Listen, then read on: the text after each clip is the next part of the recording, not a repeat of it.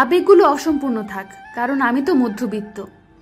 কারো মুখে হাসি, আবার কারো মুখে চোখের জল, এইভাবেই কেটে চলছে একের পর একদিন।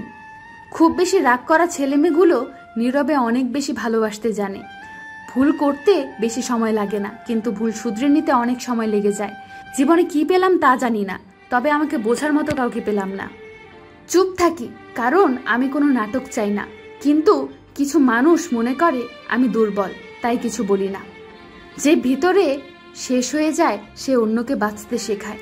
জীবনটা অনেক ছোট, এমন করে যাতে কষ্ট তোমার কাছে এসে আনন্দ পায়। আমার ভালোবাসার গল্প, আমি যাকে ভালোবাসি সে আমাকে নয়, ভালোবাসে অন্য কাউকে।